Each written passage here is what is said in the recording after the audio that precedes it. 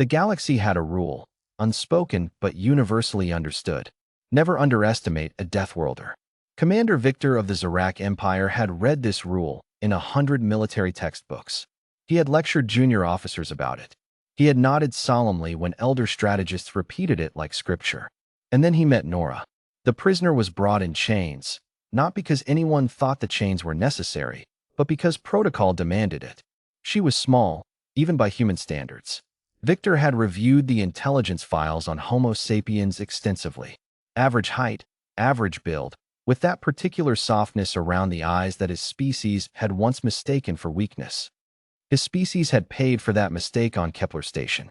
17 Zarak soldiers, 1 human maintenance worker with a wrench, and, apparently, a very bad afternoon. But this was different. This was a controlled environment. Victor's flagship, the Eternal Fong, was the most fortified vessel in the 4th quadrant. 600 soldiers, 12 security bulkheads, gravity dampeners calibrated precisely to keep Deathworlders disoriented and slow. Nora walked in and looked around like she was inspecting a slightly disappointing hotel room. She said. Victor straightened in his command throne. Human, you were found aboard a restricted Zarak installation. You will explain your presence, or you will be processed for information extraction. Nora turned to look at him. She had dark eyes, brown, his files said, a color almost unknown among Zarak, and she looked at him the way a mechanic looks at an engine making a funny noise. Curious, clinical, completely unafraid. I was trying to find the data core, she said simply. You will address me as Commander. Okay. She tilted her head. Commander, I was trying to find the data core.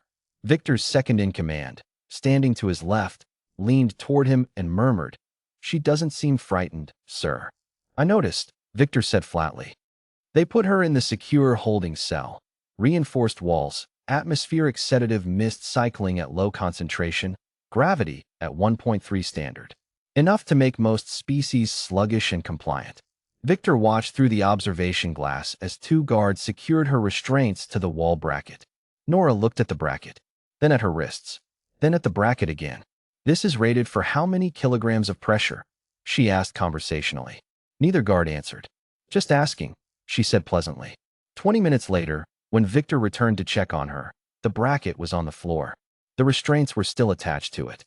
Nora was sitting cross-legged on the sleeping platform, braiding the restraint cable into something that looked disturbingly like a rope ladder. Victor stared. The threading on the anchor bolt was counter-rotational, Nora explained, not looking up. I just kept pulling in the direction it wanted to go. Oops, Victor repeated. It was an accident. You dismantled a wall-mounted restraint system rated for 4,000 kilograms of tensile load. Nora looked up and considered this. Good to know my gym sessions are paying off. Victor assigned 6 guards to her cell and had the gravity increased to 1.7 standard.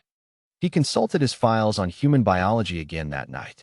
Homo sapiens evolved on a high-gravity, high-radiation, high-pathogen world with enormous atmospheric pressure variance and temperature extremes ranging from -80 to over 50 degrees Celsius. Apex predators on their homeworld despite having no claws, no venom, no natural armor, no echolocation, no enhanced olfactory system, and no hive coordination. Just problem-solving, the file noted. And stubbornness. Victor had never truly understood what that second word meant until now. On the second day, he decided to conduct the interrogation himself. He sat across from her at the table in the secondary briefing room. She had been searched 3 times. Her hands were secured in front of her in composite alloy cuffs, a material his engineers proudly described as unbreakable. Tell me who sent you, Victor said. Tell me what intelligence you gathered. Cooperate, and you will be returned to your people unharmed. Nora looked at the cuffs. She flexed her fingers experimentally. Can I be honest about something? Speak. These are really well made, she said, examining the cuffs with what appeared to be genuine appreciation. The alloy composition is impressive. What's the tensile specification? Stop deflecting. I'm not deflecting. I'm genuinely curious. I'm a materials engineer by training. This is like showing a chef a really interesting knife. She tapped the cuff against the table edge, listening to the sound. Work hardened. Smart. Victor leaned forward. I will not be manipulated by. What happened next took him completely off guard. Nora didn't escape. She didn't attack. She simply stood up, which she wasn't supposed to be able to do, with the gravity at current levels and her hands cuffed to the table ring, and placed both palms flat on the surface and pushed. The table ring, bolted through 3 centimeters of reinforced floor, came free with a sound like a thunderclap. She stood there holding the table ring with both cuffed hands, looking mildly surprised. "Oh," she said softly. Victor was already on his feet. "I wasn't trying to do that," Nora said quickly. I've been sitting for a long time and my back was stiff, and she set the table ring down carefully. Oops. Again. The 6 guards in the room had weapons raised. Victor held up one hand to stop them. He stared at her. She stared back. "Human," he said carefully. "Are you doing this on purpose?" "The back thing was real," she said. That evening, Victor made the mistake of attempting a physical demonstration of authority. It was, in retrospect, a catastrophic lapse in judgment. He had received reports that she was being too calm, too comfortable, that the other prisoners were being emboldened by her demeanor. He decided to personally demonstrate that the Zarak were not to be trifled with. He was not a small creature. Victor stood nearly 2.4 meters tall, with the triple-jointed limbs and dense musculature of a species evolved to hunt on a high-gravity moon. He placed one hand on her shoulder to guide her, firmly, back to her cell. Nora turned, caught his wrist without thinking, felt the angle, and just adjusted. The sound his arm made was a crisp, clean crack. Victor inhaled sharply. He didn't shout. Zarak commanders did not shout, but his vision went briefly white. Nora was already stepping back, both hands raised, eyes wide. "Oh no," she said. "Oh no, no, no. I'm so sorry. That was a reflex. You grabbed me and my body I didn't mean." She looked genuinely horrified. "Is it broken?" "That sounded like it broke." "I'm so sorry, Commander." Victor looked down at his arm. It was fractured. Cleanly fractured. By a human woman who was apologizing to him in the tone of someone who had accidentally knocked over a glass of water. "How?" he said through his teeth. "Did you do that?" "Self-defense course," she said miserably. "Earth makes everyone take them. We learn to use leverage and joint angles because we're not physically the strongest species, so she made a helpless gesture. "I really didn't mean to.